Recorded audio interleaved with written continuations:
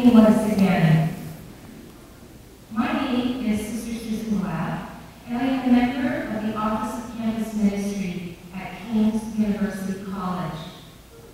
It is my pleasure to welcome you to our Religious Life Lecture Series, this year's theme being Faithful Passages.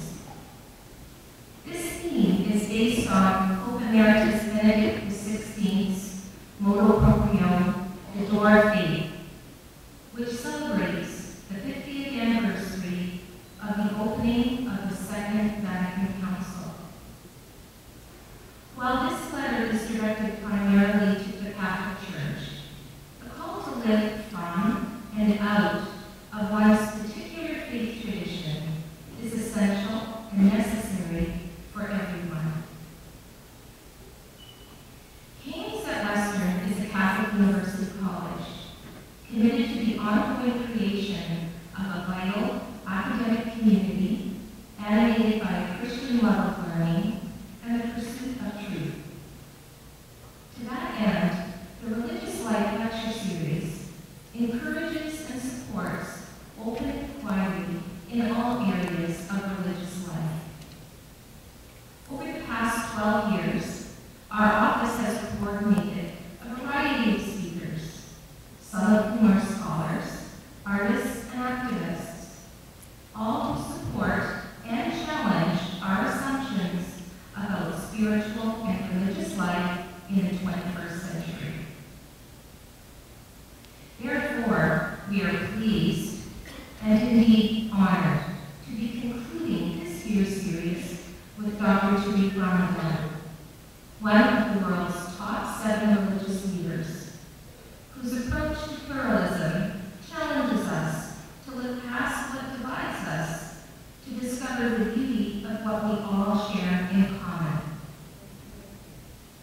Tonight's lecture is co-sponsored with the Center for Jewish Catholic Muslim Learning at King's, whose mandate is to provide a forum and a resource center to foster and nurture the relationship between the 3 Abrahamic faith traditions through education, scholarship, and community outreach. This lecture will be videotaped and made available for your viewing pleasure in about 2 weeks' time on the campus ministry link of the King's University College website under the Religious Life Lecture Series. And if you have trouble locating it, just give us a call at King's and we'll be sure to direct you to the right place. We greatly appreciate your free will donations this evening, which this year are going toward helping campus ministry address and meet the ever-present and urgent needs of our student body. Lastly, a limited supply of signed copies of Dr. Ramadan's book, The Quest for Meaning, will be made available for purchase at a cost of $22.50 immediately following this evening's presentation. And you can purchase your books just outside of this main room. I now invite Dr. Kadar, a member of the board for the Center of Jewish Catholic Muslim Learning, to formally introduce Dr. Ramadan.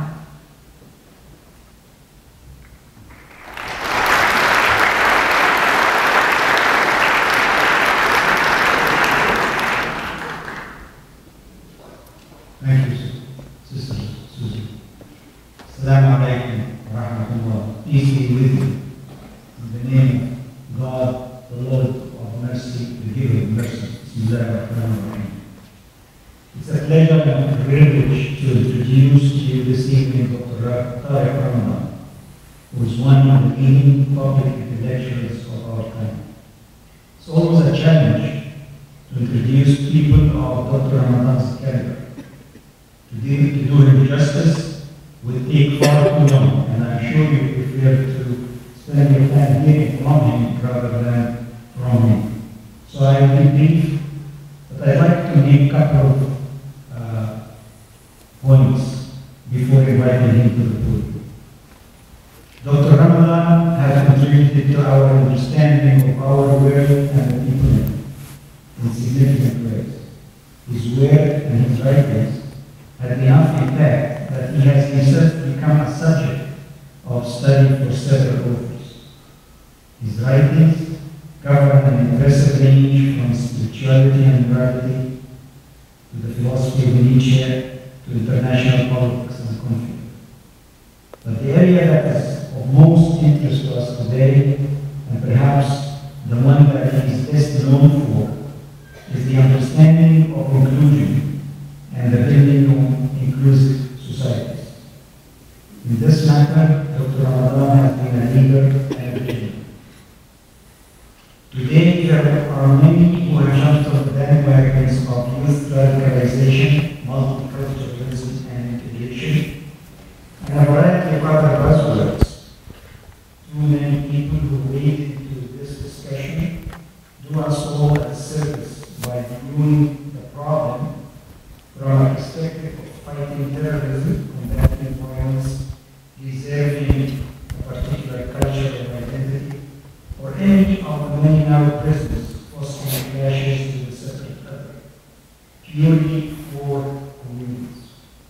Dr. Ramadan stands out because he has been a student and an advocate of the evolution of societies and communities, by creating atmospheres of belonging and mutual contribution. He has emphasized respect for human dignity and positive freedom. And he has been doing all of this using the same language, advocating the same approach, evolving the same thoughts, and countering the same negativity for almost 2 decades. Driven by a genuine positive vision rather than reacting to temporary fears or passing facts. It is this integrity that has stood Dr. Ramadan well during difficult times. And it is this integrity that I hope we will all find inspiring again this evening. So without further ado, I invite Dr. Ramadan to the podium.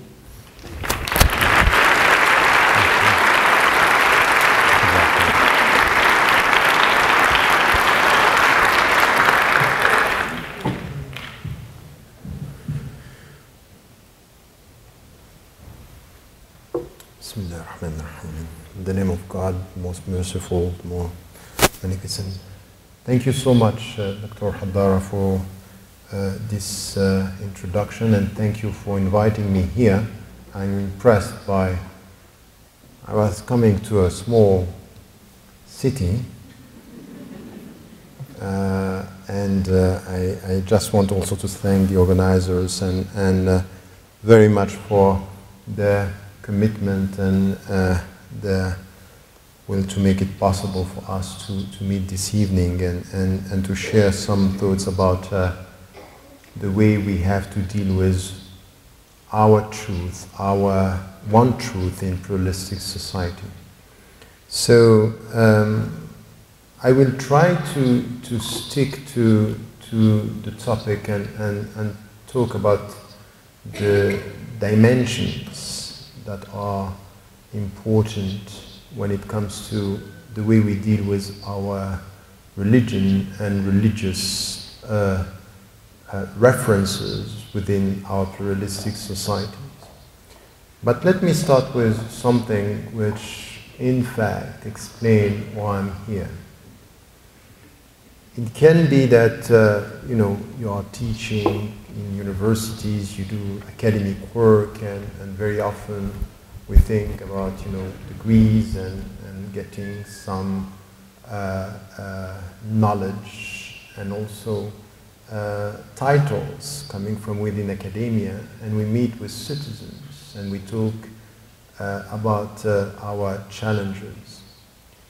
But as much as it's important for you to come to listen to interesting talks and thoughts, I think it's time also to reconsider the way we are listening.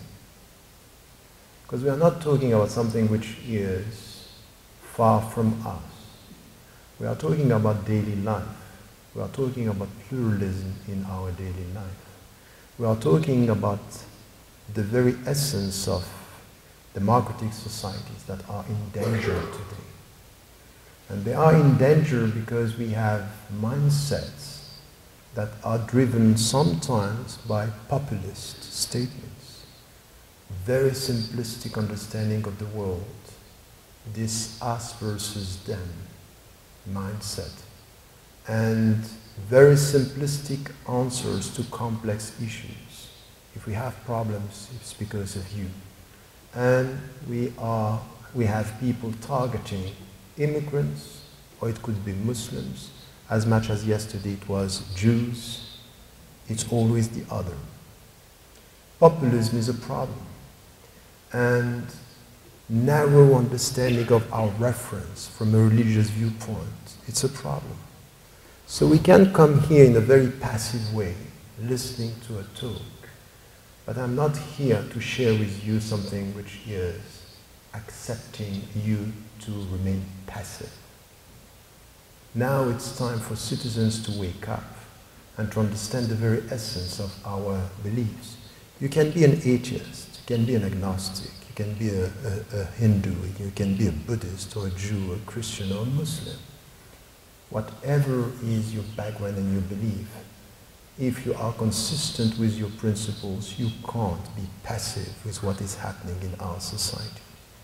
You can't. You simply cannot just look at it and say, I don't care.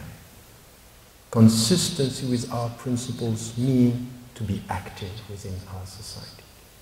To be active means to change mindsets, to reform understandings, and to change the societies for the better. So I'm not here to please you for 1 hour. I'm not. I'm here to challenge you for a few minutes. You and myself, and all of us, our conscience, our principles, our consistency with our principles. So let me start with a few points that I want to make as an introduction to the discussion. And when it comes to the very topic, one truth within a pluralistic society, we need to acknowledge the fact, and this is the first point, that any one of us who believes in one religion or one truth or one principle, it could be for the Muslims the oneness of God, which is the central belief in Islam, at-Tawheed. There is only one God, no other deity, no other God, and you cannot worship but Him. This is one. If you come from the Christian tradition and your specific relationship to Jesus, it's also something that you cannot deny as central in the way you think about salvation. If you come from the Jewish tradition, the same with this oneness, monotheistic tradition, and the way you deal with this relationship, which is this original contract that you have. If you come from other spiritualities, at the end, we should all acknowledge that for every believer, woman or man, this is truth. This, I think, is the universal truth. There is no point for me saying I'm a Muslim if I don't think that this is the truth. So we are in a situation where the very essence of religion and spiritualities is to teach the followers and the believers, this is the truth. And if you belong to it, you think that this is the truth, meaning it's not that the others have no truth, but I intrinsically, naturally think that my choice is a choice of truth. And we have to start with this, not denying the fact that there is conviction, there is something which is deep in our heart and deep in our mind. Why should we start with this? Because there is something which is coming in our modern time. It's as if the more you doubt, the more you are open-minded, which could be a dogma, and a very dogmatic way to deal with the truth of the others. So it's not because you believe in one truth that you are going to be dogmatic, and it's not because you doubt that you are not going to be dogmatic. Dogmatic has nothing to do with the truth. It has to do with the way you deal with your belief.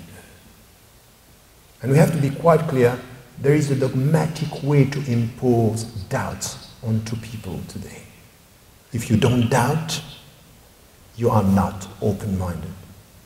I think that we have to start with the very essence of religion and say, okay, no, it's not about doubting this truth. I can doubt myself, but I deeply believe in God. I deeply believe that Islam is the ultimate and the final religion. The point is not to deny this, to be open-minded. And this is the second point. In fact, what is important is not to deny the fact that we believe that what we are worshipping, or the way we are worshipping, or our religion is the truth for us.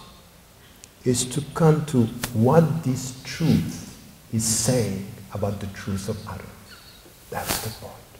The point is not to deny that I think that this is the truth, but what does my truth say about the truth of others? And this is the point which it's essential here.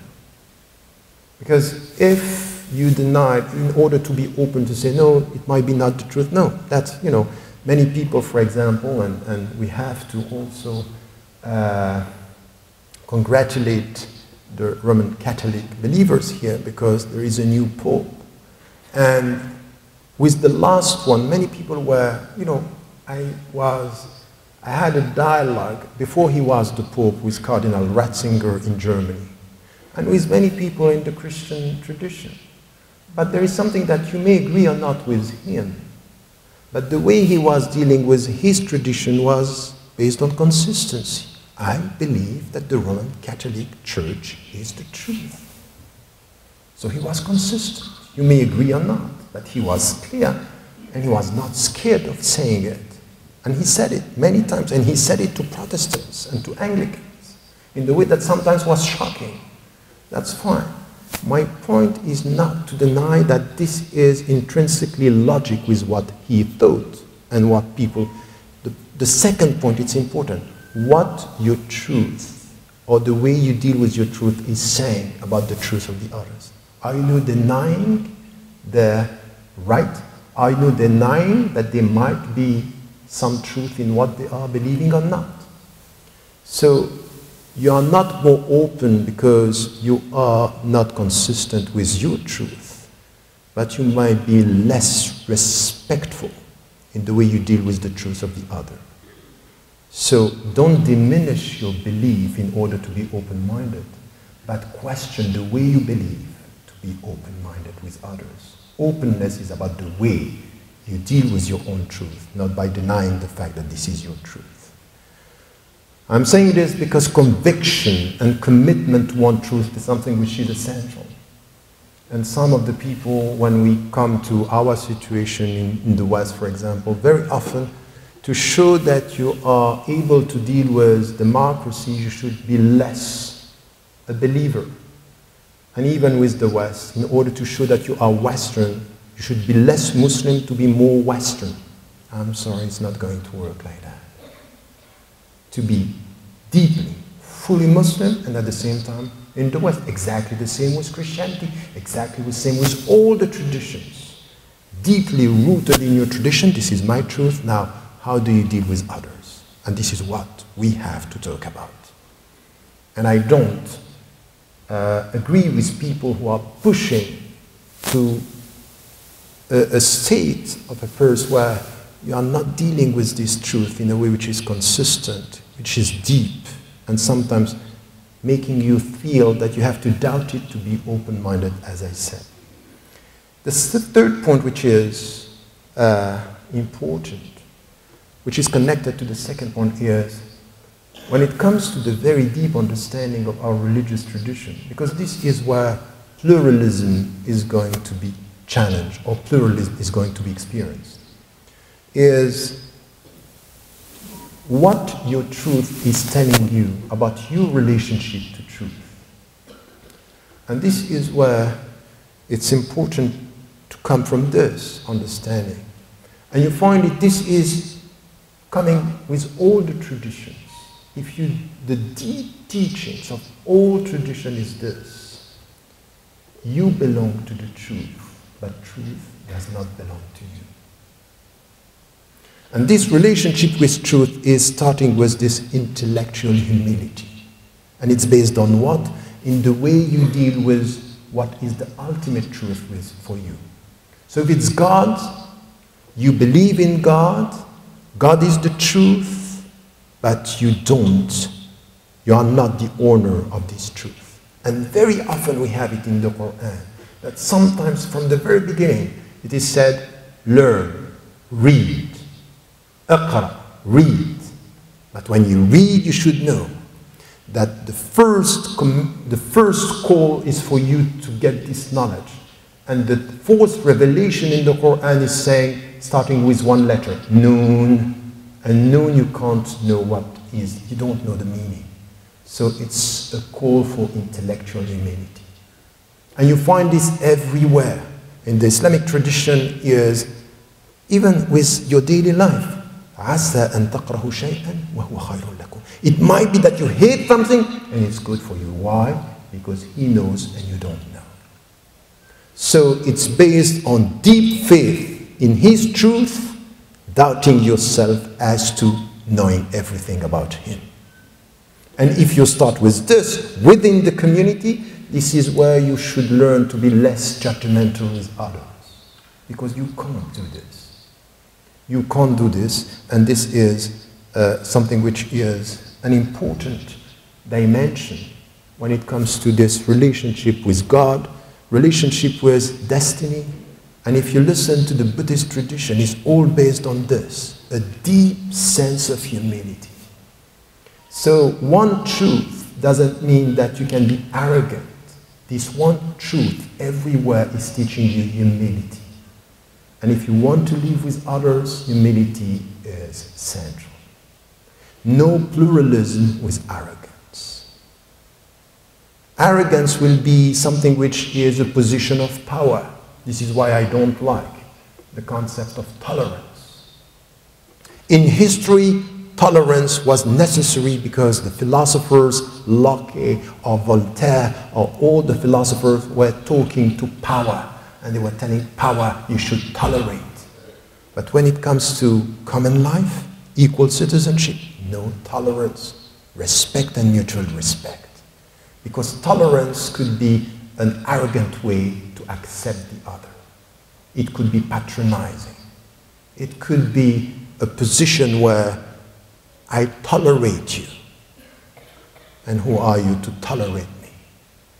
It might be that you think that you have the truth and that the truth belongs to you, not that you belong to the truth. And this is something that is coming from within our tradition. So what I'm saying here, when it comes to one truth in pluralistic society, is everything is coming from the center of every tradition. What the tradition is telling you about yourself. Is it teaching you intellectual humility and spiritual humility at the same time?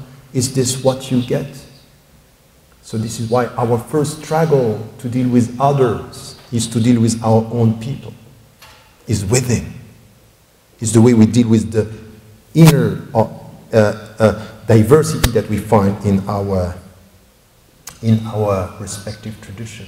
And this is where, you know, we have a story in the Quran which is an important one. It's so important that it was taken by people beyond the Islamic tradition and we don't even know this. You may have read a very short novel from Voltaire called Zadig ou la Destinée. Zadig ou la Destinée is a novel that he in fact took from the Quran. It's the story of Al-Khidr and Musa alayhi salam, peace be on Moses. And Moses thought once that he knew everything. He is the messenger, he is the prophet. And God sent him someone who knew more than him. And he went through steps. First, he broke ships, and then he killed someone, and then he built a wall. And he was asking, why are you doing this? Don't ask. Don't ask. I told you don't ask. And after the third situation said, now it's time for us to separate. You asked too much questions. But what does it mean you asked too much questions? That you didn't acknowledge the fact that you are unable to get it. So your journey towards God should be based on accepting that you follow the truth, but you don't have all the answers. And even in the way it's written, I don't have time to go for this, but this is the story of intellectual humility and deep spirituality. Put your trust, keep on thinking.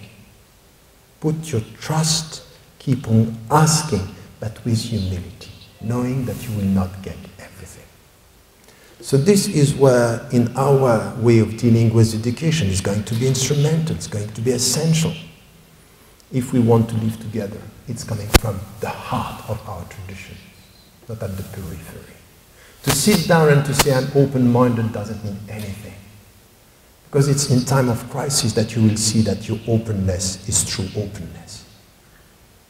You know, to be open with no problems is too easy. To be open when we are dealing with the reality of our daily life. This is where we can see if it's deeply rooted in our tradition. And the last thing which it's also important, coming with one truth, that you will find that as I keep on repeating, and this is why it's quite complex in our society, and even for you now living in Canada, is that these principles and this truth, it might have come from spiritual tradition in India or in Asia, with all the tradition with no transcendence. In the Hindu it's more transcendental in many aspects. But in the Buddhist tradition, transcendence is not there. And the way it has been built is a set of principles, an understanding of life which is rooted in specific culture. And you will find the same with all the monotheistic tradition. And even with atheism and agnosticism, it's also rooted in specific civilizational history or civilizations within history. And this is where it's also important not to deny the fact that when we deal with one religion and one set of principles, we deal with cultures. Because, as I'm putting it, there is no religion without culture. There is no culture without religion, but religion is not culture. So the way this truth is going to be translated into culture means that when you deal with it, you should understand that one truth is celebrating cultures. If not, it's not universal. There could be no universal message which is not celebrating diversity of cultures. If this is the case, it would mean that the only project or goal of a religion is to its uniformity of culture, which is not possible. Universality of a message with principles is celebration of cultures. You also have to deal with this.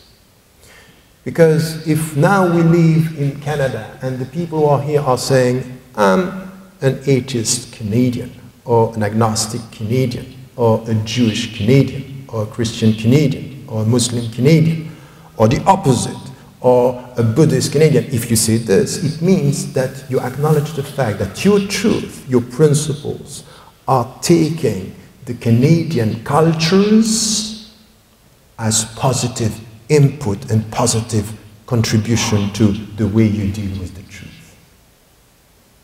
So it's the way we also deal with the way of life. The way we deal with what is a product of collective psychology, of history and memory, but with one caution, and I have to be very cautious. Many things in cultures are good, but as much as human beings could be good and bad, many things in cultures should be questioned in the name of your principles.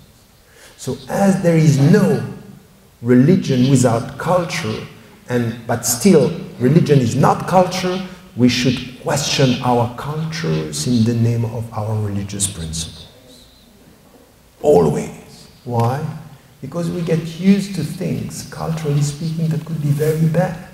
We think it's good, and we think this is us. But sometimes our history is making us accepting things that could be questioned. And any one of us who is now a Canadian Muslim or a Muslim living in this contemporary world knows that many things, many problems that the Muslims have today have nothing to do with Islam. They have to do with cultures. And many should understand that what is now the most powerful means that the populists are using in the West to make it possible to fear people or to target immigrants is based on a way to deal with culture with a narrow understanding. This is us. This is our culture. You don't belong to us. So culture could be used to open and culture could be used to close. Exclusive or inclusive. This is why you have to be critical. So you need to get this relationship to truth and principles in the way where you are always aware that your cultures are necessary, but they are necessary to help you to be open as much as they can be the danger for you to be jailed in this intellectual mindset. And it's not easy, so you can get it from the very beginning. Yes, we are talking about truth. What we need to know is what our truth is saying about others, and then in which way truth is telling or teaching us that we have to deal with it. We have to deal with God. We have to deal with the very essence and the very meaning of life. And the fourth dimension is our relationship between truth, principles, and cultures and way of life. These are essential questions. And any one of us here, whatever is your background, this is critical in your daily life. And you have to ask yourself, what is your relationship with the fact that you can believe in God or say there is no God? In which way you deal with the truth of the others, and in which way you deal with your own belief, and then how do you deal with your culture? Because wherever you are, asking people to be Canadian by culture is good, if we all understand that being Canadian by culture means to be critical by necessity, in a constructive way. Not to reject, but not to accept everything, because not everything is good in this dimension. Having said this, you can find and think, wow, it's a complex starting. And it is. It's not easy. We're not talking about something which is easy in the way we deal with it, but we have to start with this understanding. In the book, The Quest for Meaning, Developing a Philosophy of Pluralism, I was trying to deal with all these issues about pluralism and in which way we can deal with this. And what we have crossing all the tradition is, willing it or not, we have to deal with diversity. And diversity is the reality of our life. It's true as to our cultures, it's true as to our languages, and it's true as to our religions. And in fact, it's at the same time a danger and a necessity. You have in the Quran something which is said which is essential here about diversity. Understanding that this is as necessary as the very meaning of creation. وَلَوْلَا دَفْعُ اللَّهِ النَّاسَ بَعْضَهُمْ بِبَعْضٍ لَفَسَدَتِ الْأَرْضِ. If God has not put a set of people, again a set of people, the world or the earth would have been corrupt. Meaning, in fact, that this diversity is what is making us, or what is making possible to live and not to corrupt the world. Because absolute power with human beings is the end of our life. We need this diversity, it's a necessity. And as much as it's a necessity here, you can come to the very old metaphor that you can find in the South Asian spiritualities about the way that there are many paths coming to a center or coming to shared universal values. And in fact, I use in the book the image of the mountain, saying there are many paths going to the summit. The summit is where we are sharing values. But there is this necessity to understand that there are many ways, many paths to go towards these common values, these shared values. But the fact that you say from the very beginning that the only universal values are shared universal values, it means that your relationship with truth is, I don't get it all. It's not me. Truth is God, and I look at the mountain from the valley, never from the top. I don't look at the mountain as if I was looking at it from the sight of God, because I'm not.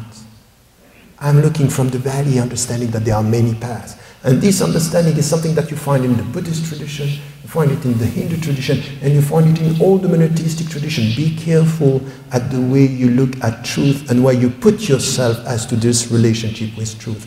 Understanding that diversity is necessary is the way you have to deal with it. And this is rooted in our tradition, even if, and you have sometimes to repeat this to Muslims, even if you understand that your religion is the last religion in the monotheistic traditions, still the last revelation is telling you Christianity and Judaism are going to stay. And they are here because it's the necessity of life. You have to deal with it because it's good for you. In fact, the fact that they are here and challenging your truth is good for your truth, or the way you deal with truth, not for the truth itself, because God does not need this, but for you, the way you deal with truth, it's important. And this is where we have this shared universal values. So when you come to this understanding, you understand that the starting point of the way you deal with one God is not going to be with the way you deal with people. It's not in the way I deal with Christians or Jews or Buddhists or Hindus or atheists. It's first the way I understand my own reference, my own way of dealing with truth. And this is where, in the dialogue, in all the discussions that we have, for example, in this organization, institution, and everything, I have been involved in interfaith dialogue for almost 30 years. And I ended up saying, look, it might be that what is needed is up to the line, is upstream from the dialogue itself, is how the people who are involved in dialogue should try to question themselves as to the relationship they have with their own religion, their own spirituality, their own set of values. And this is where, as I said, if diversity is a necessity, it's a necessity for what? Because diversity is going to teach you humility. And as I said, it's diversity which is teaching you humility. If you look at diversity as, I don't get it all, and what I get from people from other traditions is helping me to understand better my own religion. It's a way where this diversity is helping me to get more knowledge. And this is also what we have in the Quran. وَجَعَلْنَاكُمْ شُعُوبًا وَقَبَائِلَ لِتَعَارَفُوا. We made you tribes and nations in order for you to know each other. So diversity is calling for knowledge. Because there is diversity, you need knowledge of the other. And knowledge of the other is what makes you go from a tolerance with authority to mutual respect with knowledge. Tolerance in a state of authority, that's over. Mutual respect with knowledge. This is the future. This is the way we have to deal with our fellow human beings, whatever is their religious reference. So, humility is something that you will find just go to all the traditions. Try to study all the traditions. You will always find this humility means I am in need. The first humility is I am in need of God. I need Him. The second is I'm in need of you. You're helping me to be better. You're challenging me. Your questions are my struggles. And my struggles are the way I'm improving. I'm struggling. And this is what we find also, وَلَوْ شَاءَ اللَّهُ لَجَعَلَكُمْ أُمَّةً وَاحِدًا وَلَكِنْ لِيَبْلُوَكُمْ فِي مَا آتَاكُمْ. Look at this. If God had willed, He would have made you one community. But in fact, He's testing you as to who is acting or behaving the best. That's the point. Diversity as a challenge, teaching you humility and understanding it's a competition for the good. And this is where you are challenged. So this is what I said. The way you deal with your truth, what your truth is telling you about the others, they are a necessity. And they are the mirror through which you will look at yourself and improve. They are helping you to be better. My difference with you is helping you to be better myself, if I understand it in a constructive way, as a necessity of life. And you can say this with everyone, your friends, everyone. You can see that their difference, the fact that there is something which is challenging you, is helping you to get this. But it's not enough. Humility is necessary. Respect is a condition, but there is another thing which is important. If you believe that this is true, if you believe that this message is the truth, and this is consistent with any religion, as I said, the fact that you belong to the truth, but truth does not belong to you, it means that you should always assess the gap between who you are, what are your principles, and what you do. In fact, the very essence of you not being like me is sending me a message with my consistency. So humility and respect, there is a third condition, which is self-criticism, monitoring.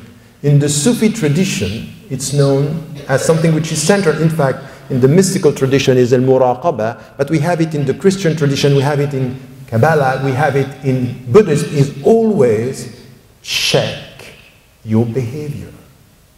Check your principles. What is the gap? And if you look at yourself and you look at the gap between what are your principles and the way you behave, this self-critical approach is teaching you humility and is teaching you to be less judgmental.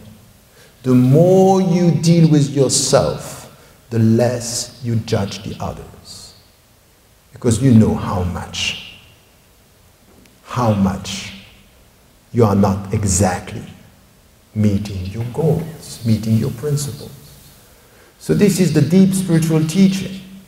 Instead of being judgmental about the others, and you have it in the Christian tradition, come back to yourself and judge this. You know, it's something that we should do on a personal basis. This is something which is us. You look at yourself and you know.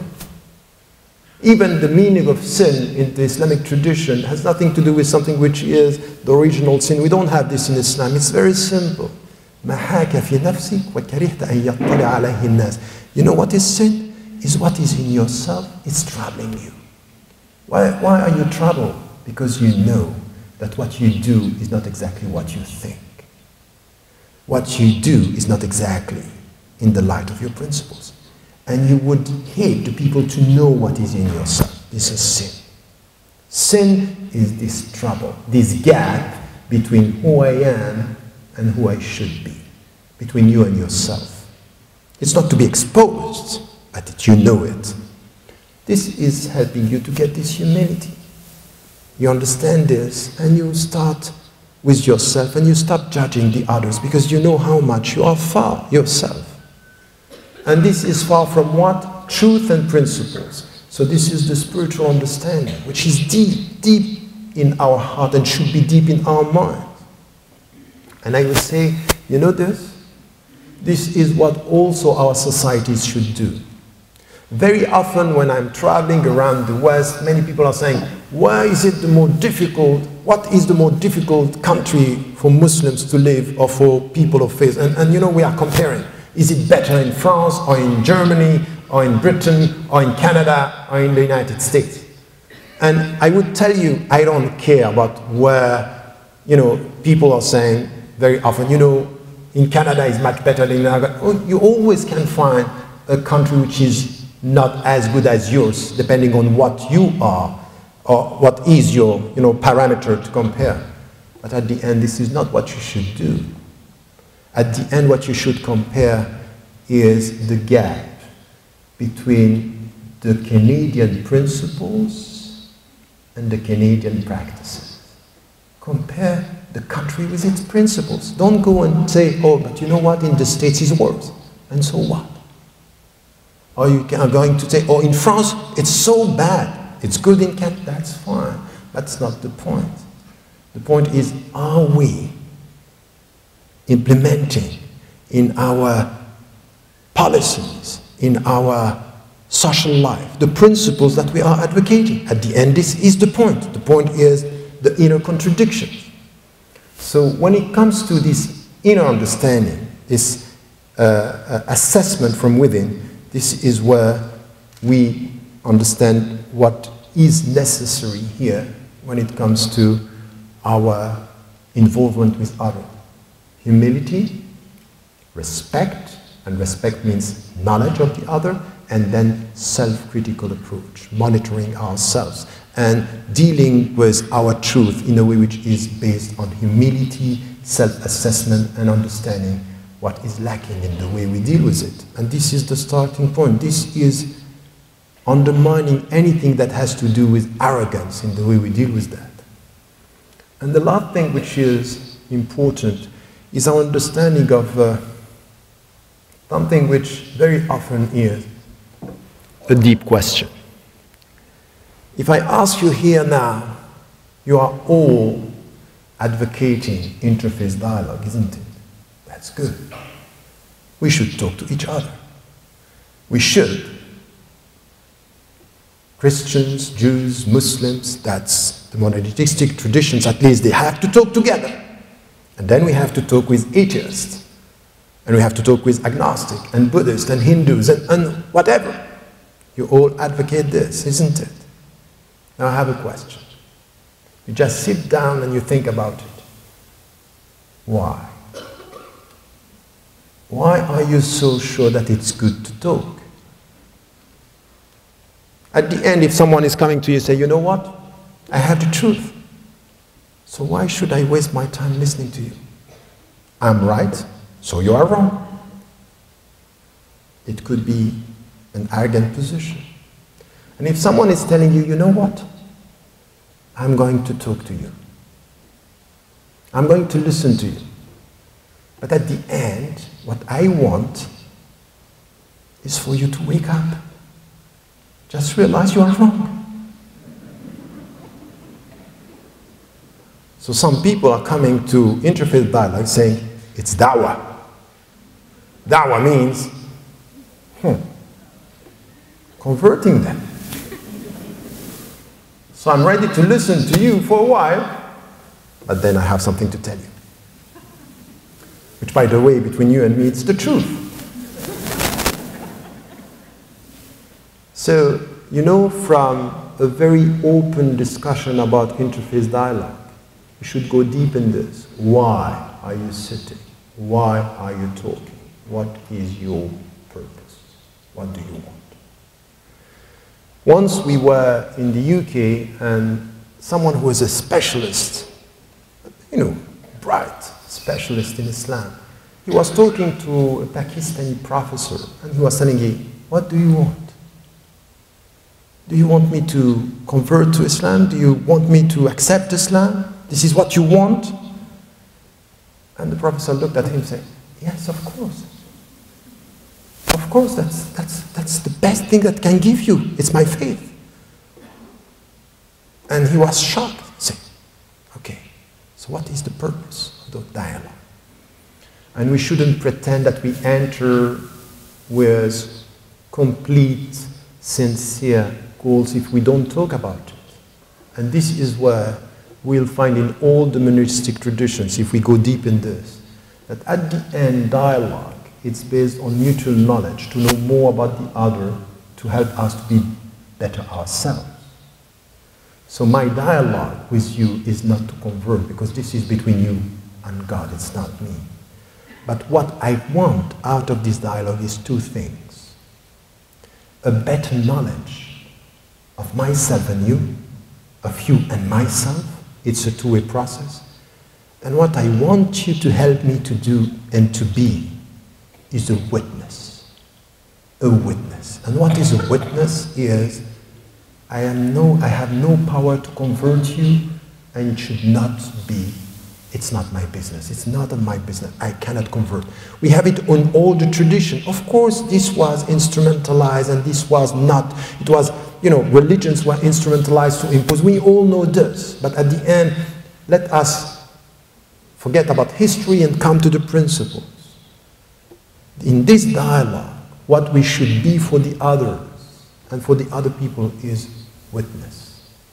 A witness is someone, a woman or a man, believing in his or her truth and then trying as much as she or he can to be truthful to her or his principles. Try to show me out of your behavior that your truth is there. So it's a question of be self-critical with yourself, but try to be consistent with me. It's how do you deal with this? وَكَذَلِكَ جَعَلْنَاكُمْ أُمَّةً وَسَطًا لِتَكُونُوا شُهَدَاءَ عَلَى النَّاسِ. We made you the community of the middle path in order for you to bear witness to your message. To bear witness is what I'm expecting from a Christian, from a Jew, from anyone. I'm not expecting you to try to convert me, and I should not try to convert you. But what I should be in this dialogue is seeking knowledge, being witness. Being a witness, showing that my message is transforming me. Don't talk about faith, just show how faith is transforming you. Is doing something with you. Is making you a better human being, but not with talks, but with behavior. And this comes from getting knowledge, transforming behavior. Because at the end of the day, revelation is about this. Getting knowledge, the revelation, and transforming behavior. This is it. When the prophet is saying, for example, in Islam, I was sent but to complete, to transform the good character. Meaning, لِأُتَمِّمَ مَكَارِمَ الْأَخْلَاقِ means the purpose of all this, you pray, in fact, to change, to reform yourself and to reform your behavior. And this is the way you should be in interfaith dialogue. So when it comes to our way of dealing in pluralistic society, every one of us, even if you don't believe in God, but you have principles, show me your principles out of your behavior. Show me how you are consistent. And I can tell you that I met in the West, but in Muslim majority country, some people who might say, I don't believe in God, but the way they deal with principles is much more consistent than people who are saying, I believe in God, but they are not consistent. They are not witnesses. They are just talking about it, not translating it. And you will see that all our religions and spiritualities are saying, show it out of your behavior and your presence. This is the way we should deal with truth. And our truth in a pluralistic society is to get this two dimensions, is knowledge and being witness. Now, to come to the second part, which is also my conclusion here, is when it comes to this is where, and this is why we need to have interfaith dialogue and intercultural dialogues. This is where you learn a lot about what is coming from others, what they have to say. You get this, and it's helping you to be better and to get more and more humility and respect and self-criticism. I started my life, and this was surprising for my father, But once I would remember this all my life. When I told him I'm going to South America, he said, what are you going to do there? I said, I'm going to, I was involved in solidarity work. I was very young. And at the end he said, go and learn. And I can tell you something, it's there with liberation theology and liberation theologians at the grassroots that I saw how much they were talking about love and how much they were talking about solidarity. In fact, it's there that I came back to myself. They helped me to learn more about my religion and to be able to say it might be that Muslims are not talking enough about love, not because there is no love in Islam, but Muslims are obsessed with rules and forgetting the meanings. And these are in South America, Christians who helped me to come back. So they helped me to be better myself because I saw them serving. And serving not only for the sake of charity, but what I got from them is I love, and when I love, I want justice for human beings, not only charity. Charity is something which is good, but charity without justice, there is a lack of dignity. Charity with justice, and justice is the way you show solidarity. So I got to say, wow, came back and say, okay, I might have to come back to my roots here, because I met witnesses of what the true message of Christianity was. And they were sending me a message, telling me two things. Get knowledge and be a witness. Knowledge of yourself and the other, and witness from who you are and what you believe in to others. This is where we start the journey.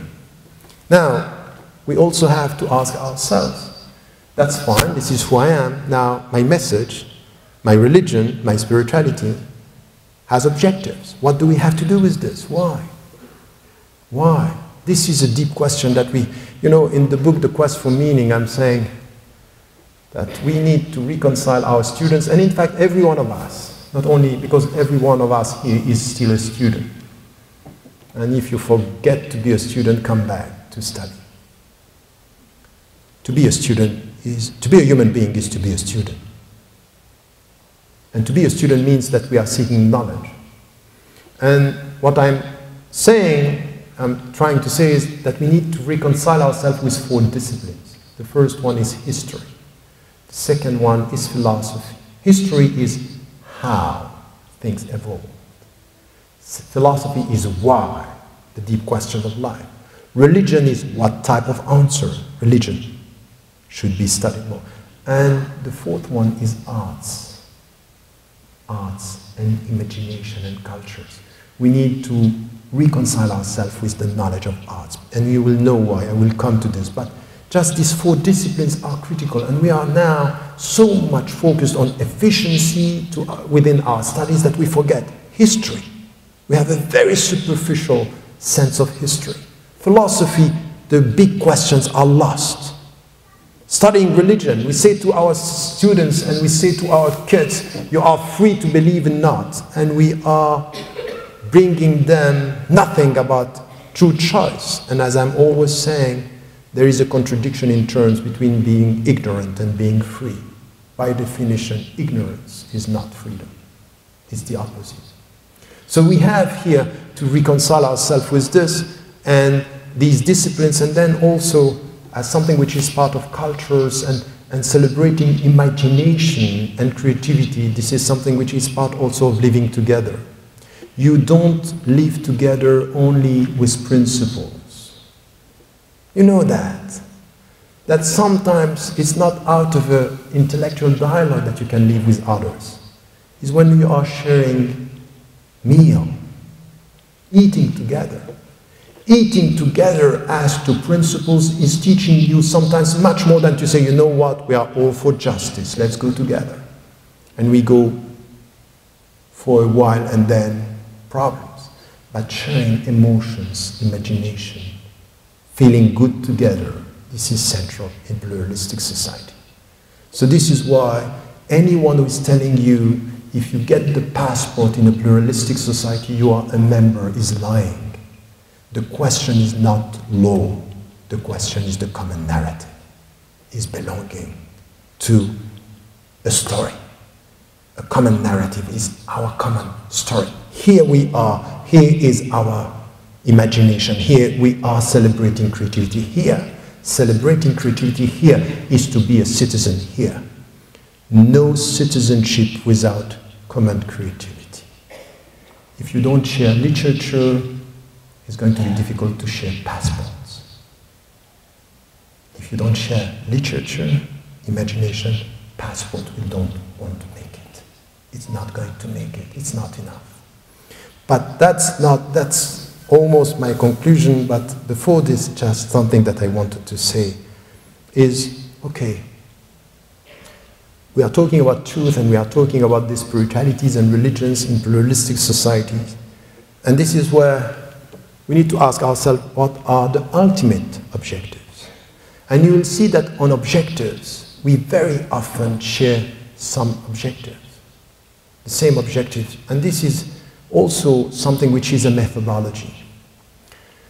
You know, when you are dealing with intra-community dialogue, don't start talking to literalists or reformists or mystics or rationalists.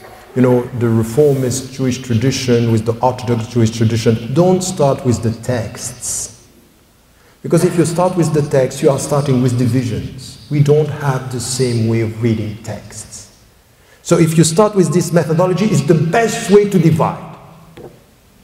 So you take a text and say, read it together. And you think that because we are together reading the same text, it's going to produce the same understanding. This is the beginning of divisions. No, the text is saying this. No, the text has to be contextualized. The text has a reason. The text has an objective. And that's over. Divisions with one text. You might have to take another way and say, let's leave the text, and out of the text, tell me, what do you extract from the text as objectives? What do you want to achieve? And you will see that with the objectives, it's much easier to come to common agreement and common understanding. That if, for example, it's not as simple as this, but it's easier as methodology. And you'll see that when you deal with Christians and Jews and Muslims, and at the end, something which is essential in all our tradition is to achieve peace. What we want is intimate peace, and we want peace with people. Peace is an objective, and Islam is calling us to Dar es Salam, the space of peace. And what we had in the Islamic tradition is Ifshu Salam, spread peace. But you deal with the Jewish tradition, in the mystical tradition, Christian and Jewish, in the Buddhist tradition, this is it. When we were, it was here in Canada with the Dalai Lama the last time we met. It was in Montreal.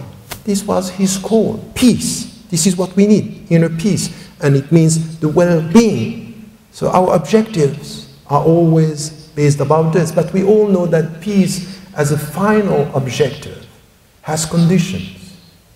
And this is why, once again, we have to build on this. There will be no peace where there is no justice. If you don't make justice to all the dimensions of your being, you're not going to get peace. If you forget your heart, if you forget your mind, if you forget your body, anyone who is trying to get peace, forgetting and neglecting his or her body, is not going to get peace. No peace if you neglect your body. If you neglect affection and tenderness and love, no peace. There is no way you can get this. You need to get a comprehensive approach of all the dimensions. If you don't respect your mind, no peace. If you don't respect your heart, no peace. So peace is the final objective, but you have conditions, and justice is one of them. But to get this justice, there is another one in our society. And this is in all the tradition. Give me one tradition, give me one spirituality, give me one monotheistic tradition which is not celebrating education. And what is education?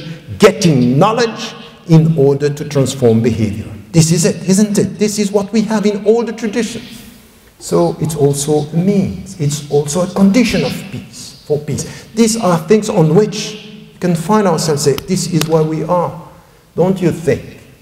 In any society, and especially in secular society, why the way we have to repeat Secular societies are not atheist societies. Secularism is not atheism. Secularism is the way we deal with all these religions to help us to live together.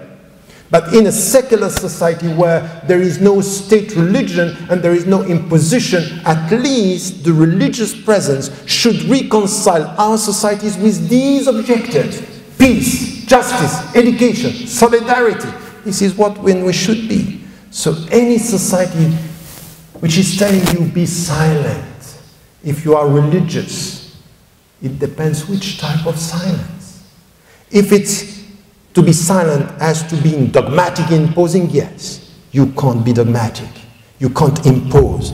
But if it's to propose and to share principles and objectives and a constructive presence by coming and being in this society actors and subjects and citizens promoting solidarity, justice, education in the name of peace, this is where we have. So it's impossible with this understanding to be silent in our societies. So this is where we are experimenting pluralism. It's coming with the objective that we are sharing together, and that we can come in the name of our principles. You can be whoever you want, but tell me, what are your objectives? You want to get money? Do you want to get degrees? Do you want to get power? This is what you want? This is a problem. And this is where, as a citizen and as someone who is instrumental within my society and committed to some of the principles, I should make my voice heard. So, not to disappear, but to come with an ethical stand within our society. This is where our truth, with common objectives, could be positive in the way we deal with this principle, in the way we deal with this understanding. So, by saying this, there are two main questions that we have to ask. And this is something which sometimes is disappearing in our religious discourse. And religions now are challenged on this. Because as we all feel that we are threatened by the secular model, it's as if we are promoting more atheism and denying or neglecting religions. So in order to keep our religions, we come with a discourse on rules and prohibitions and obligation. And this is something which is natural. When you feel threatened, you start by saying, oh, what are my rules? How am I going to protect myself? And this is where we nurture a sense of victim mentality. We are victims. And if you talk to Christians and to Jews, to Muslims, to Buddhists, we are victims who might be victims, who may be lost in the whole process. So in order to avoid this, we come with prohibitions. And very often in all the societies, you will see that one of the dimensions that we have when it comes to being protective is about women. It's as if it's the weak link, supposedly, because it's wrong. We all know that the very weak link in the whole process is much more men than women, by the way. This is between you and me. We know that. This is the reality of it, that it's projecting onto women, saying we have to protect them. This is what happened under colonization. It's very much a discussion about protection and a narrow understanding of what the principles are. But there is something which is missing in our way of dealing with our religion in pluralistic society. Is at the end, if your objective is peace, if your objective is feeling good, there is something that we have to advocate again, that all our religions, as the essence of what is a human being, are dealing with feeling good and well-being. And this is something which is missing in our discourse, is coming to religion is as if you come to a universe of prohibitions and sense of guilt, not feeling good, not having all these positive dimensions of life that are necessary. When it comes to love, when it comes to stability, when it comes to psychological stability, inner peace, all this discourse means that we have to come with the religious discourse in our world, industrialized world, based on the very dimension of the spiritual teaching. How do you get this well-being? How do you get this feeling good with your own principles and with your own heart? Is the way you deal with the deep questions of life. Any society that is not tackling this dimension and not pushing us to think about well-being, love, affection, tenderness, all these dimensions, dealing with our needs, not through being guilty, but through being human beings. This discourse, this positive way of dealing with this dimension, and the spiritual dimension, which is reconciling ourselves with the self, reconciling ourselves with the meaning, and being positive on the religious dimension, the spiritual dimension, not transforming religions into a set of rituals, but into a universe of meanings. This discourse is important, especially today, because there is a spiritual famine that we are experiencing. And we come with principles and we don't come with objectives, with this very deep dimension. And while I'm saying this, this is where it's important. When we live in Canada, and you are a Christian or you're a Jew or a Muslim, you need to celebrate the common narrative through this creativity. Why? Because creativity in the common narrative makes you feel good where you are. When you listen to music, and I know some scholars would say music is haram, illicit in the Islamic tradition, but when you listen to poetry, when you listen to things that are said in your language, that are helping you to get this creativity which is not against your principles, but helping you to feel good, this is where you can live with others. And you are exchanging. The encounter is very deep when it comes to tasting, feeling, emotions, and spirituality at the same time. We need to come to this. This is where there is a need for us to come to this dialogue. And I call it the dialogue of the centers, not the dialogue at the periphery. So this is something that we have to celebrate and we have to do in our society. And it's not enough. And the last point that I wanted to make this, so this is upstream, it's an understanding. And I know it's difficult because we feel victimized and we feel protected. But the best protection is not to hide behind rules, is to promote understanding and life. It's the opposite. The natural attitude is not the spiritual one. The natural narrow understanding could be very, very, a closed one, isolating us from the surrounding society, thinking that this is the way to be protected. And I think that this is not what we should do. We should come with another understanding with our fellow citizens based on these principles. And once again, I'm not saying we have to undermine our principles. We have to be very clear on the principles that we are celebrating, but not in the way which is principles to make us feel guilty, but principles that are helping us to be creative and open.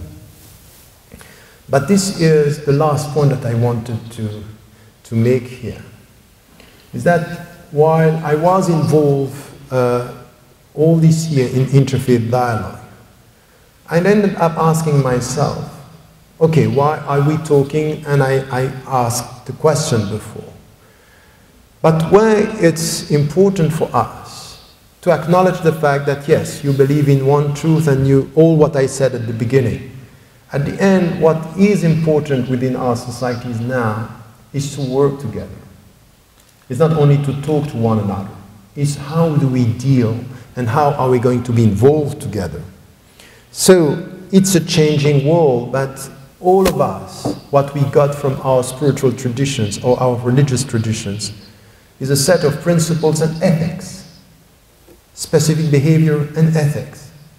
And what our societies need today is citizens that are committed citizens, but with values and commitment towards their values.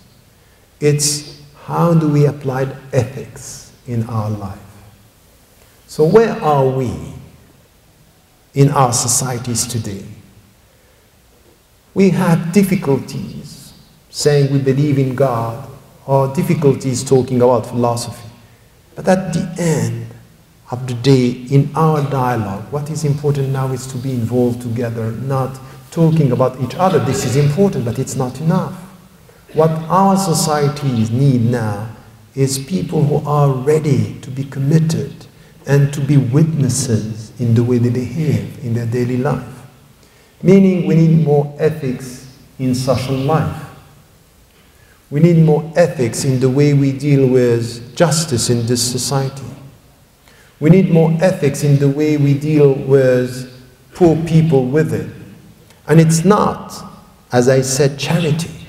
It's justice, social justice. Where are the citizens who, in the name of their beliefs and ethics, are not shy? They are not shy. They come and they say, I'm not going to impose onto you my belief, but my belief is telling me change this world for the better. You have to be an active agent of good in this society. Who, coming from the Christian tradition, or the Jewish tradition, or the Buddhist tradition, or any atheist or agnostic who has principles can tell me that this is not in his or her tradition? Who can tell me, no, I don't know what you are talking about? What I'm talking about here is a universal message of commitment to your principles. What is the point of having principles and to be a passive citizen? A passive citizen is a contradiction in terms. It's not a true citizen, the one who is a passive citizen, is a consumer. Consumerism is the opposite of what we find in our spiritual traditions. Our spiritual traditions are telling us be subject and active, not consumers or consumers and passive. So this is where we have to stand up and say, yes, one truth, this is your belief, this is mine. Every one of us, we are committed and convinced. I'm deeply convinced that my religion is truth. You are yourself. The point is not this. Be a witness now in our society. Show us how you are committed to your principles by working together towards more justice, solidarity, and even this dimension, what I was talking about, assessing, for example, our educational system. Are you happy with the educational system that you have in Canada? Can you tell me you are happy with what we are teaching? There is nothing which is lacking in this. So where are we? We leave it for the teachers and we leave it for the students, and we are passive parents complaining because it's not good but not active to make it better. I'm sorry.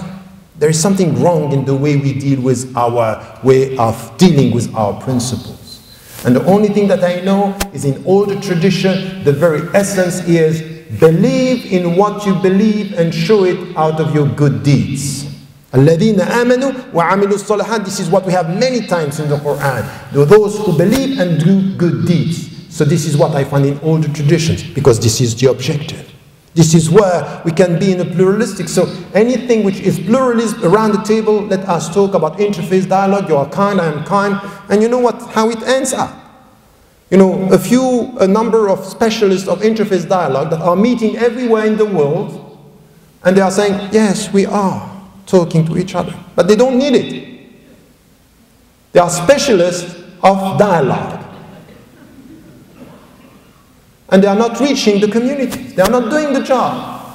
So it's up to us now to come with, okay, we talk and we do. And we do together. And we create, transversal and crossing the board challenges for us to come with others. We learn from each other and we come and we are able to say, yes, we need more ethics in politics. Are we challenging the lack of transparency? It's true that we can look at southern countries and at the end you can say, yes, there is a lack of transparency. Do you think that there is transparency in our system in the West? Ethics in politics? Ethics in economy? When you see what is happening? We don't want religions to impose onto the state decisions. Do you agree with transnational corporations imposing into the state decisions that you are not making?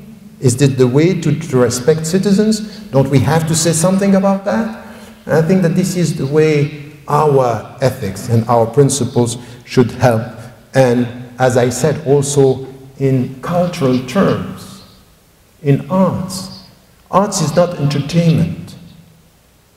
You know, if you listen to Nietzsche's philosophy, the way he was talking about music, you know, the only thing that he was happy with Socrates was that at the end of his life he started liking music.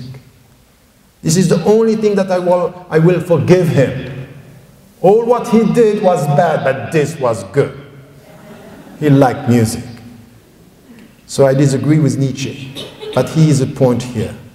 If you don't deal with culture, if we don't deal with imagination, if from your spirituality you don't deal with this way of dealing with your narrative, the way you deal with elevation, art should be an elevating factor, not destroying. Not destroying. Look at the music that we have now. Is this a music that is helping you to be better, or just to forget about who you are? Which type of music we have now? Which type of arts? This is a critical question. You can't just be a Christian and a Jew and listen to this and say, modern world, let it be. Yes, let it be and disappear. Let it be and disappear. It's a resistance. It's something that has to do with celebrating, and I would say that as a conclusion, it's very demanding. Very demanding. It's not easy. It's very challenging, and this is why we need to be together. And at the end, the only thing which is a danger in our pluralistic society, coming from all the traditions, the only thing that I fear is the dogmatic mind. And the dogmatic mind is the mind which is looking at things in a binary way, us versus them. I'm right, so you are wrong. And I find this among Muslims, I find this among Christians, among Jews, among atheists, among human beings. By nature, you can find this kind of dogmatic mind. So we have to resist the dogmatic minds and populism by being able to celebrate this in a way which is important and daily. It's a mission, it's a meaning for our life. Let me give you an example and I will end with this. It's not only in Canada, it's a world view. It's something that has to do with the way we deal with people. Are you realizing that slowly the way we deal with human life is becoming problematic? If you look at the international media and the coverage, can't you feel that in the way we deal with what is happening in southern countries, or even with people that we know, for example, in Africa, Africans that are dying every day, in the Middle East, people dying every day, don't you feel that there is something which is very dangerous? It's as if, without noticing it, the life of these people seem to be less valuable than our lives as Westerners. Don't you feel that there is something completely undignified in this? That you can count thousands that are killed, but if one is killed from our people, that's unbearable. If this is going to happen with globalized media, and we are accepting this, this is the starting of something which is the undignified attitudes, is to give to some people more value than others. How come could you deal with humanity if you accept this? So it's not only in Canada, it's not only with the poor Canadians, it's worldwide. To be the voice for this dignity based on our principles. And I would say it's time not only to talk, it's time not only to listen and to come to me after the talk and say, wow, good, come next year. It's difficult. These are difficult times. And Canada, as all the Western countries and all the countries around the world, is in need of committed citizens. True believers, whatever they believe in, true believers, meaning witnesses and committed citizens. This is the way we deal with ourselves in a pluralistic society. To tell me that you have the truth, okay, most welcome. To show me how truth is doing, what truth is doing with you, this is what I'm expecting. Thank you.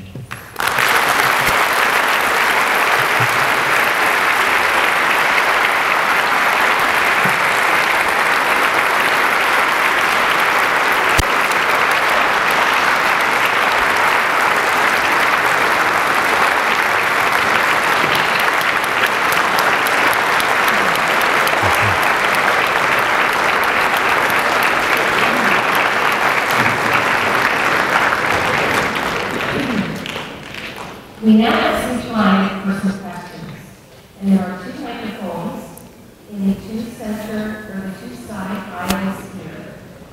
So if you have a question, if you would just come now and line up, that would help me just to facilitate this, see how many folks there are questions.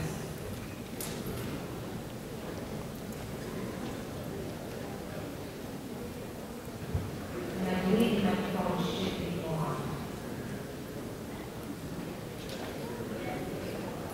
Can you hear me? Great, okay. I'll go till about 9:30. If that's I what took you too like. much time? No, you can add a bit more. Okay. You can try to find 30 minutes, it's okay. Okay? Thank you, Dr. Ramadan. My name is Mohsen, and I am a graduate student at the University of Western Ontario. My question to you is, what would you say to non-Muslims, and by that I mean primarily those with Christian and Jewish traditions, and perhaps even atheist traditions, who might question why should they show humility when their truths led to the age of enlightenment, incredible progress, and have elevated humanity more in the last 2 centuries than ever before in human history by anyone. Does that fact not give them the right to claim that their truth is superior, that their truth is approved by some higher power, and that Islamic truth is irrelevant? Okay. You want me to say yes? No, I think that the assessment itself is wrong. I wouldn't go for this conclusion that all what we have in the West is thanks to Christianity and Judaism. I don't think that's true. Or even if you look at this, the achievement in sciences, you can take another side and say, okay, how many million people, how many people have been killed, and are now the victims of what was produced by the West, for example. I wouldn't say that truth has to be assessed in what history is bringing us. So industrialized societies are not showing anything which can be said, this is coming from Christianity and this is truth. And I would tell you something, that true and committed Jews and Christians, they are not happy with the state of affairs in the West. They are struggling as much as Muslims are struggling and others. So truth has nothing to do with cultural, social, political, and technological improvement and progress. Truth has to do with behavior, principles, ethics. And if you look at the world, no one today can advocate or can claim that he can show that his or her tradition is showing the best ethical teaching and behavior. So once again, the best way to answer this would be, we all might get this intellectual humility. It has nothing to do with progress. It has to do with respecting human beings. And we all have to get more progress on this. This is what is lacking. So I wouldn't go for that. I think that this is not proving anything, because in the past it was, civilizations are up, you have ups and downs, and it doesn't prove anything. Yes? I'm George Kroll, retired from teaching in the Religious Studies Department at the University of Windsor.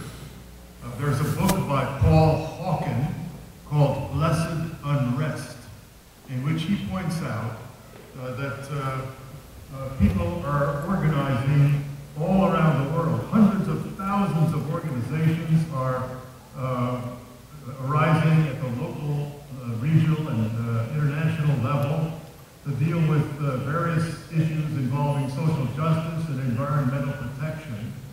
And without having any conscious unity, they're becoming aware that they're sharing a common concern for creating a viable world order in which we can live in harmony with each other and with our environment.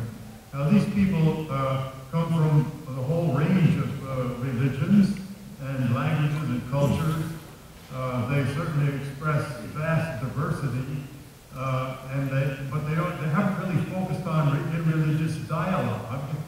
But interreligious dialogue could emerge from this, but they have bypassed interreligious dialogue. How important is the interreligious dialogue when people are already involved in working for a viable world order? I think that this is a good point, and it's not mutually exclusive.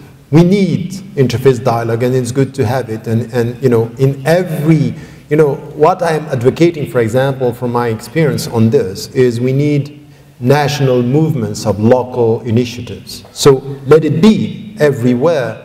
Now you have people who are working on the ground and doing the job without even talking about dialogue, and they are doing the job. What is important is always to improve what could be improved. And for example, sometimes people are working in the field and they are segregated. They are with their own people. It's Christians with Christians for Christians and Muslims with Muslims for Muslims. I think that this is something that we can improve. We can get the sense that we can do things together.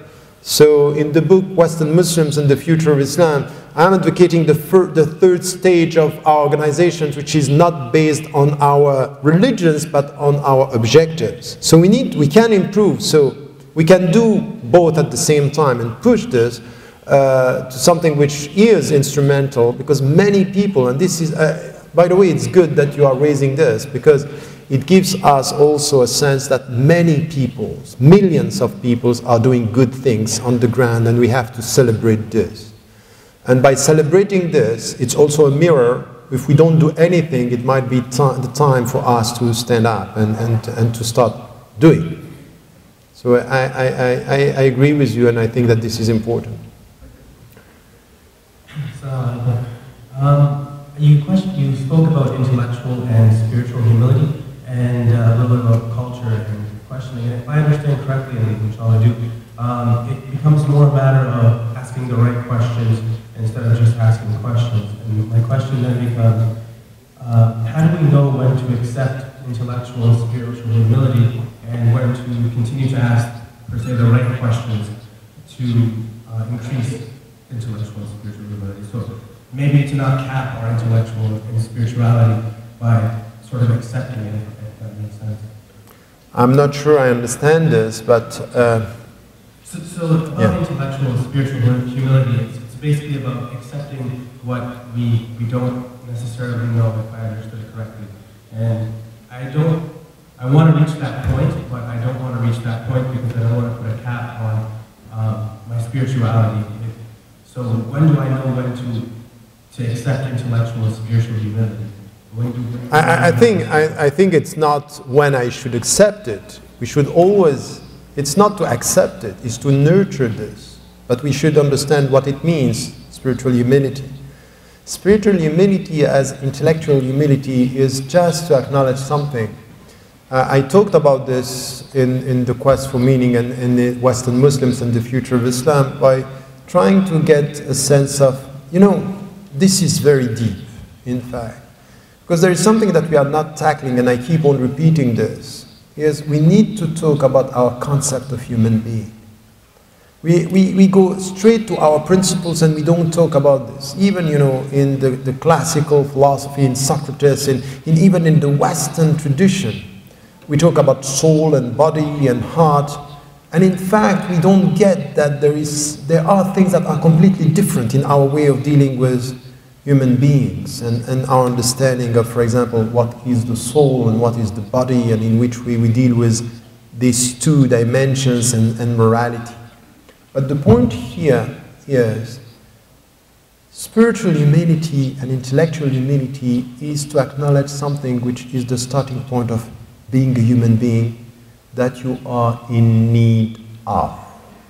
As a Muslim, you think that you are in need of God. As a Muslim, you think that you are in need of answers, and Iman, which is an answers to your fundamental question. As a Muslim, you know that you are in need of people. In fact, the best way for you to worship God alone is to be two. Why? Because marriage, for example, is half of your faith. So this physical stability is helping you to have a deep way of dealing with your heart. This is the Islamic tradition. Go now to all the tradition, you will find the same in Christianity.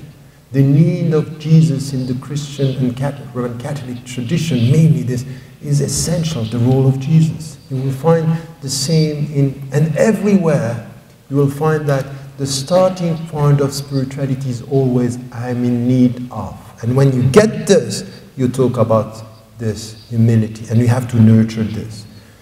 And it's always, when you talk about your needs, there is no questions you have to avoid. Even the questions that could deal with your human dimension, never avoid questioning when it comes to your need. And for example, anyone who is true with spirituality and avoid talking about sexual needs is not true with spirituality. Because sexual needs are also part of our humanity and human beings. So we need to talk about this. This is where it was so much the case in the traditions, and in the Muslim tradition we are dealing with this. We are dealing with this in a natural way. It's only now that we are becoming so, disturbed about this, that we avoid talking about it. So no wrong question when it comes to needs, and talking about needs is to nurture humility. My name is Ed Korg, and I'm an immigration and refugee lawyer. And first of all, I'd like to thank you for coming to London and sharing your vision and your message. And I guess we all need to learn humility if we start to do it both ourselves and others. But I know that Islam has a great history, and in fact embraced and protected many of the minority groups through the military system of the Ottoman Empire through Dhimmi status. So a lot of the minorities are protected and owe maybe their existence to, in fact, to their involvement with Islam, and were protected for centuries.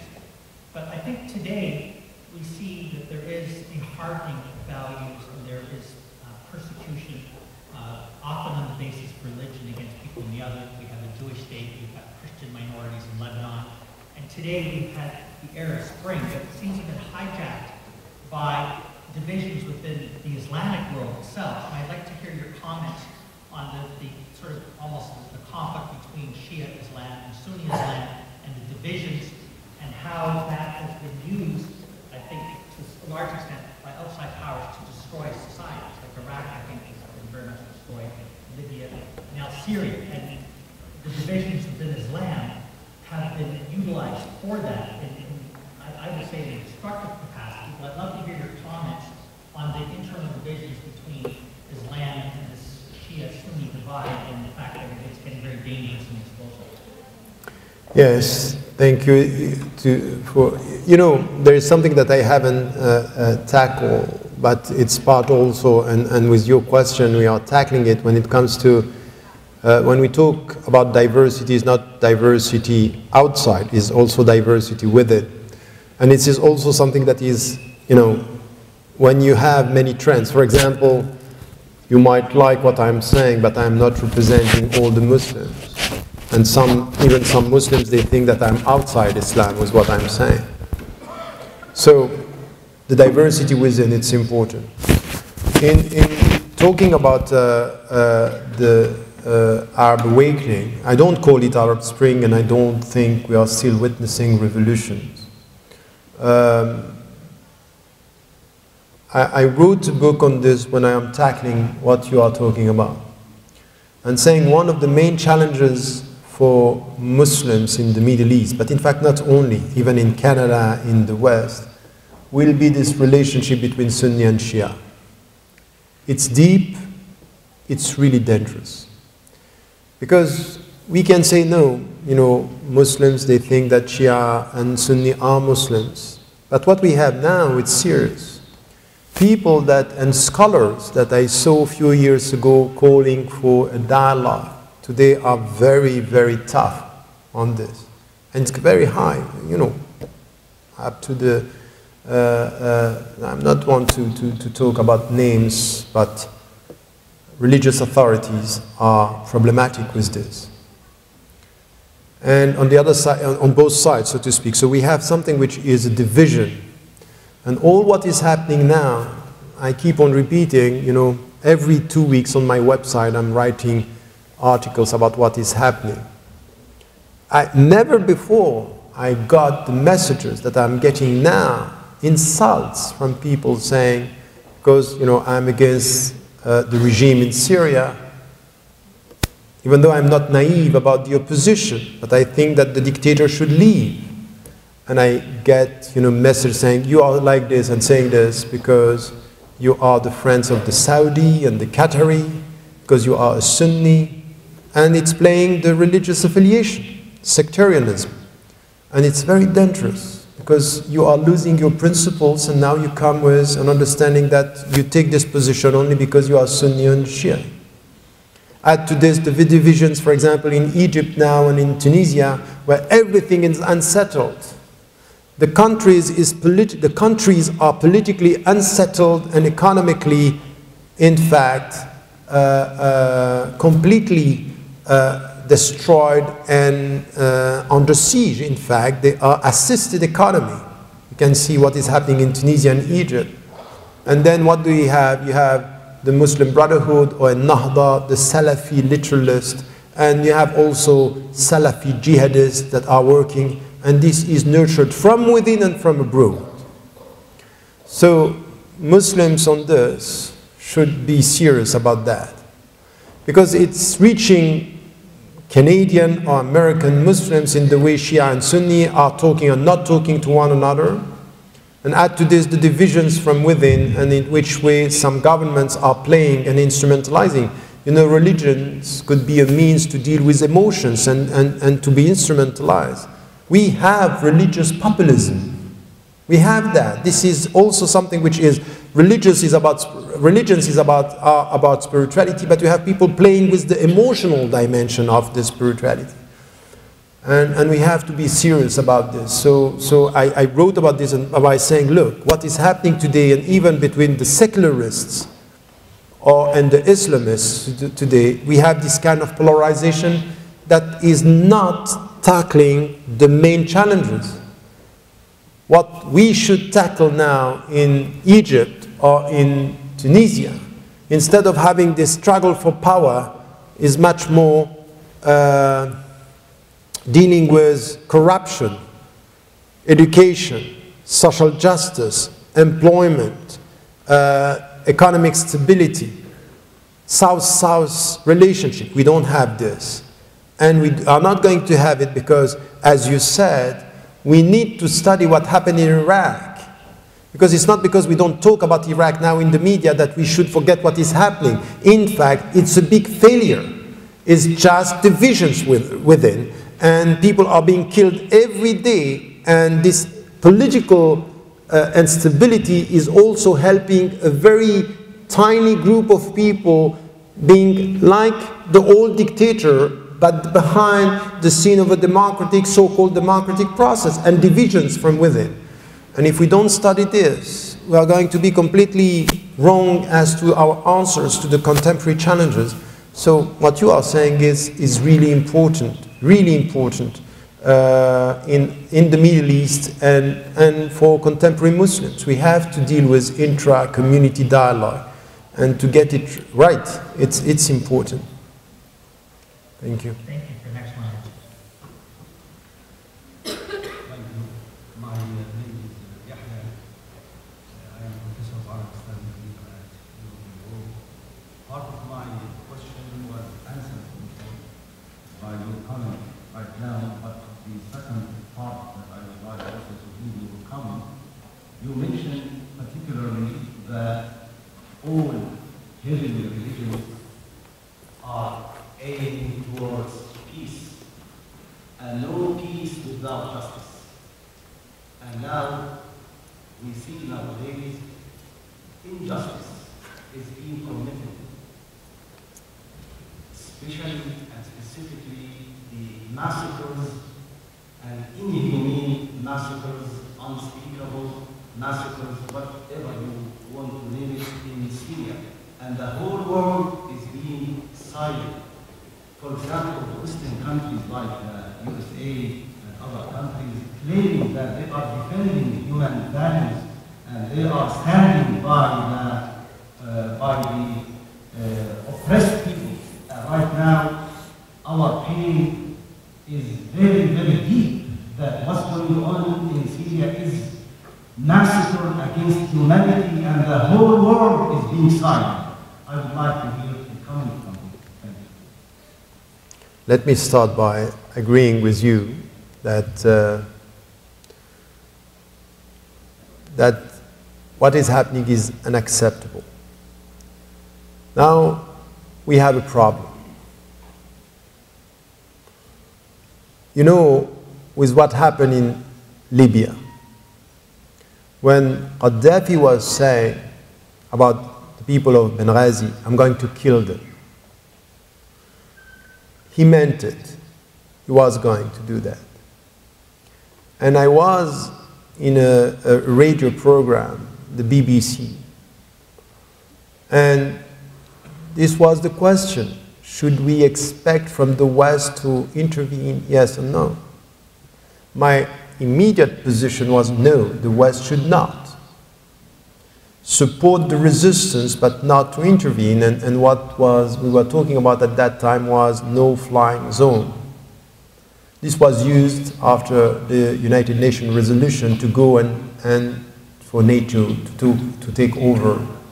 And in fact, this was done, in my view, for geostrategic and economic reasons. It was much more about oil than about the blood of the Libyans, which, by the way, was confirmed by the policies afterward.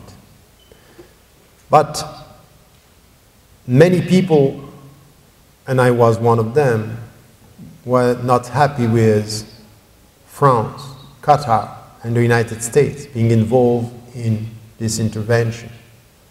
Now we come to Syria, and the Russian and Chinese governments were saying, we are not going to give you the authorization that we gave you, and you cheated at us, so now we are not going to give or to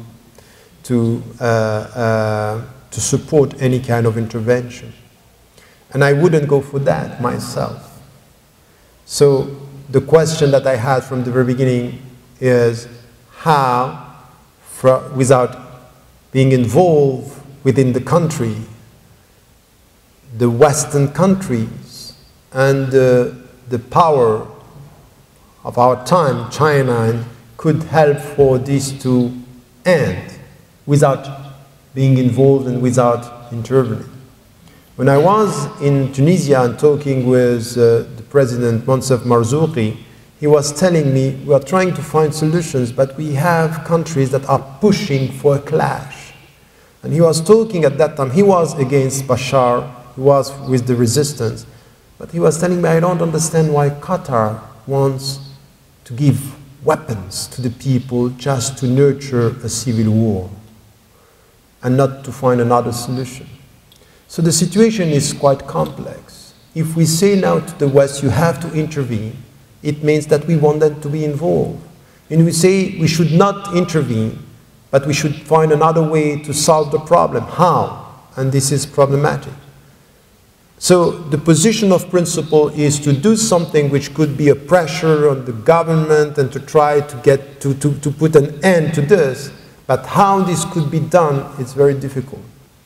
And my last point on this is I'm much more cynical on this.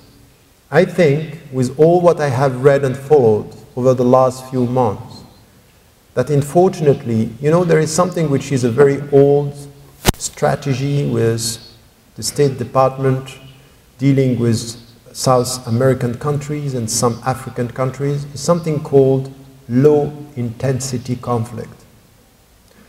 Low-intensity conflict are conflicts within the borders of a nation. People are killing each other. It's destabilizing the country. It gives you a means for you to sell and to use this as to weaken the situation in the region. And in fact, if you look at the Middle East today, it's a very weak situation for many countries. Egypt, Tunisia, Yemen, Syria, Jordan, very weak, no stability. And with this, Iran is in a very bad situation, and Lebanon. In fact, in a cynical way, it's a useful conflict. And my take on this, if you just try to understand what is happening on the ground, because there is no oil in Syria, I would say that there is an agreement between the West, China and Russia, not to agree on any solution. Meaning it's going to last. And we have innocent people who are going to be killed. But there is an agreement not to agree. If not, something would have been done before. So this is where we have to raise the question and say something should be done, but I wouldn't say intervene, but try to find a way to put an end to this conflict, because it's unacceptable what is happening. Every day, not less than 170 people are killed. We know it, we see it, and we keep silent. Unacceptable.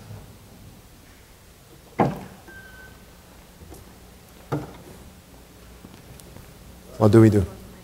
Okay. My suggestion is that they could speak with you after. Okay. Okay? So I'm sorry, I will take only, let's say, 2 very quick questions, and then for the others, she said 1. I'm cheating at her. Very quick one. First of all, with reference to your conclusion, I have to say that was good, and please come next year. And then my quick question is, since we know that all the leaders, the very common thing between all the leaders is that since they think they have the tools, so they want everybody to join their belief. So do you think that it's a good idea to spread the business concepts between active believers, is that to look at the others as their customers, their potential customers? So even if I invite someone now to join my belief and be behind it, so he's still my potential customer, so I should keep a good relationship with him. Wow. Look, I would say exactly the opposite. I wouldn't like this kind of terminology to colonize our religions and our interface relationship by talking about consumers or clients, or what was your word? Customers. Yeah. No, I wouldn't like this. I would like the opposite, which is instead of using consumers, is to serve, to be at the service. It's to give. It's to. I would colonize this terminology with another type of terminology, but I would never think of a Christian or a Jew or even a fellow Muslim as a customer. A fellow human beings, someone that I have to serve, a companion of struggle. You know, when we were in Mauritius, We are dealing with Hindus, Chinese, Buddhist tradition. And we decided to use a concept that we have in our tradition in something which was completely different, say jihad against poverty. Jihad against poverty. So resistance and reforming. But no, I wouldn't go for this this type of efficiency with words like this. No, I don't like it. I don't feel good with it anyway. But it might be my philosophical background. Maybe not agree, but we still friends, so thank you. I will come next year. Yes, the last one, I'm sorry, and then we can talk together as I was advised, but you are the last one. Thank you very much. I'm sorry. Your lecture was very nice about knowledge, diversity, and principles. But I'm thinking the real peace are knowledge, how we can establish without the organized community and without the leader. The real peace we cannot establish without organization, the community, or without the leader. Every individual, some people are right, some people are bad, some people think differently. We need a leader. That's why I want to listen to your comment. But history shows how the God selected leaders.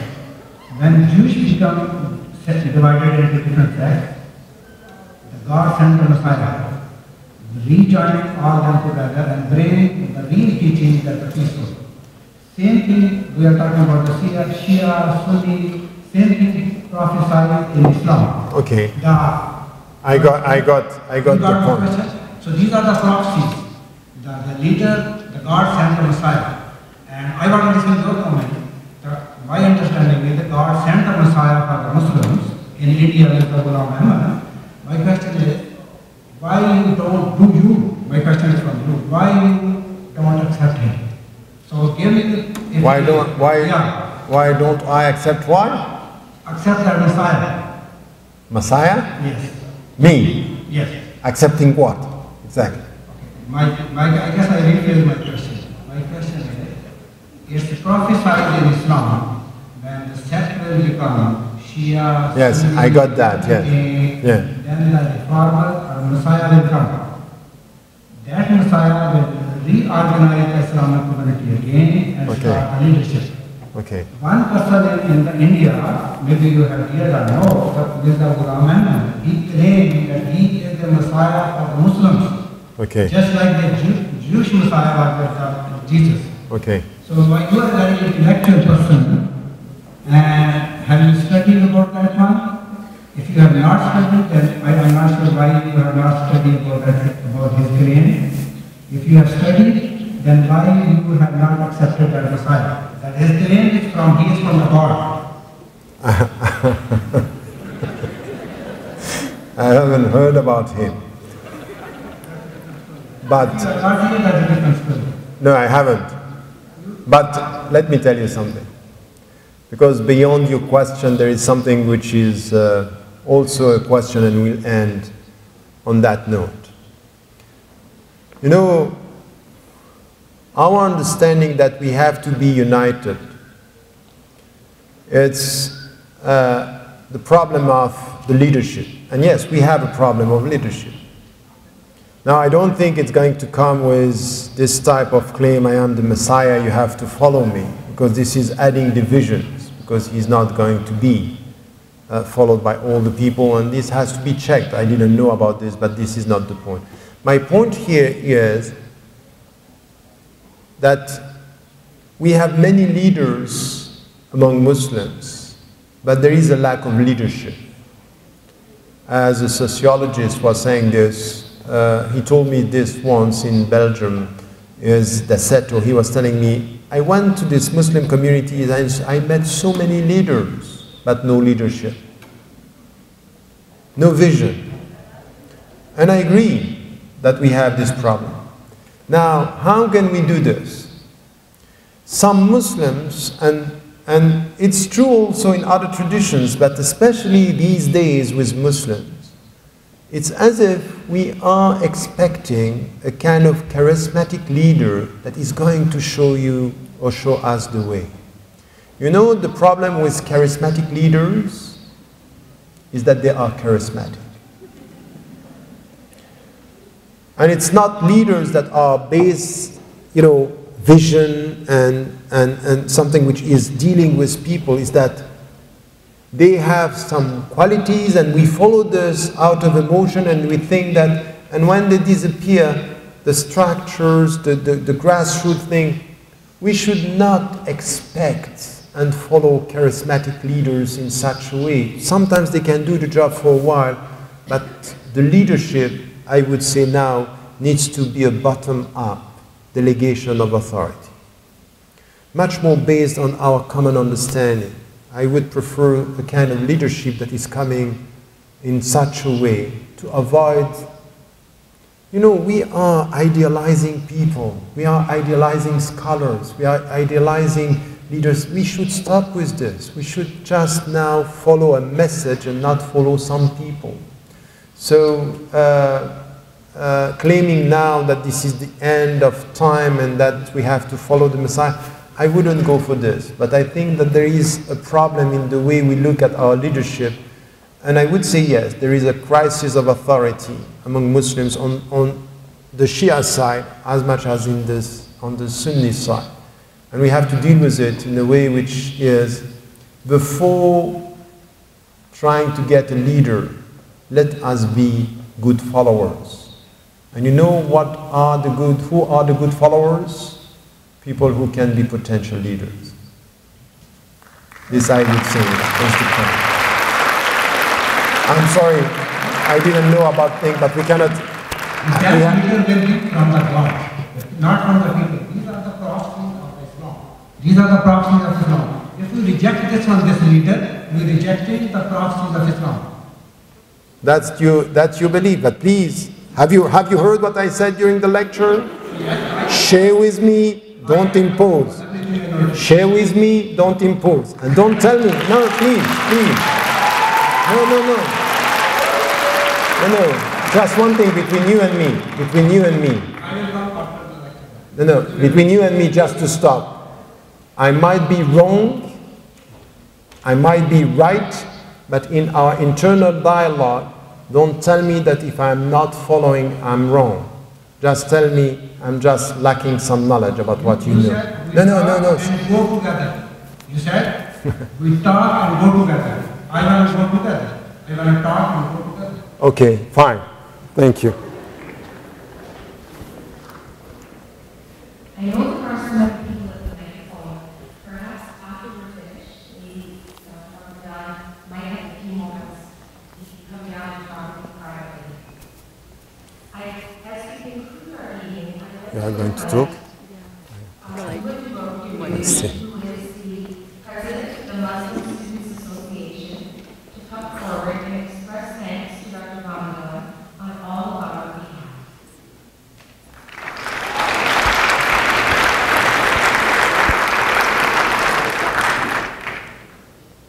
Thank you. So just to recap, we were all given the privilege and the blessing and this opportunity to listen to Dr. Ramadan talk about, the topic, believing in one truth in pluralistic society. As he indicated in this talk, that it's all about getting knowledge to transform it into behavior. How we can better oneself and better our surrounding society. So without further ado, on behalf of the Center for Jewish Catholic Muslim Learning at King's University College and the London Muslim community, I would like to thank you all for coming here tonight, for listening to Dr. Ramadan, and a special thanks to Dr. Ramadan for making it out to London, Ontario. And on behalf of the Center, I would like to give you again. Thank you. Thank you so much. Barakallah. Thank you. Thank you so much.